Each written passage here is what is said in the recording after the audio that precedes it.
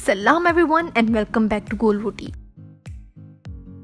जब भी मुझे टका के भूख लगती है और खाने का टाइम नहीं होता तो मैं ये चीज़ सैंडविच बना के खा लेती हूँ। ये बहुत यमी है और बहुत ज़्यादा इजी है, कुछ 10 मिनट भी नहीं लगता इसको बनाने में।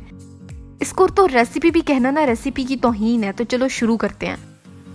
सबसे पहले तो पैन लेना है और उसमें फेंक देना है बड़ी दूर से 1 टीस्पून मक्खन। उसको कर लेना है मेल्टी। उसके बाद 2 ब्रेड स्लाइसेस लेके इस मक्खन के ऊपर रख देने हैं, कुछ यूँ। आप चाहो तो ब्राउन ब्रेड भी यूज़ कर सकते हो। वैसे मुझे ब्राउन ब्रेड ना हमेशा चॉकलेट केक की तरह लगे, इसलिए मैं उसे खाती नहीं, धोखा हो जाता है मेरे साथ।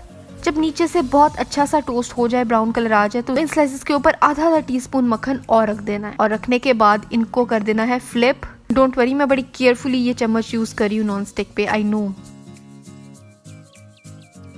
ब्रेड फ्लिप कर देने के बाद आंच हल्की कर देनी है और फिर दोनों स्लाइसेस पर रखने हैं एक स्लाइस चीज के। जितनी अच्छी क्वालिटी की चीज होगी टेस्ट उतना ही अच्छा आएगा। अब आप चाहे मोज़रेला यूज करो, चेडर यूज करो, मैंने सैंडविच चीज यूज की है जो नॉर्मली मिलती है। और फिर एक स्लाइस के ऊपर रख देने हैं बारीक कटे हुए टमाटर। मुझे जरा मोटे पसंद है तो मैंने मोटे काट लिया। आपने बारीक काट के यूं लेयर लगा देनी है अगर आपको पसंद है तो, अगर नहीं पसंद तो स्किप कर दो। और थोड़े से अच्छे फ्लेवर के लिए भी, कसम पाकिस्तानी है, फीका तो खा नहीं सकते, नमक और काली मिर्च बहुत टेस्ट के हिसाब से थोड़ी सी ऊपर डस्ट कर देंगे। आप चाहे तो कोई और भी मसाले ऐड कर सकते हैं, कुटी हुई लाल मिर्च हो गया या चाट मसाला हो गया।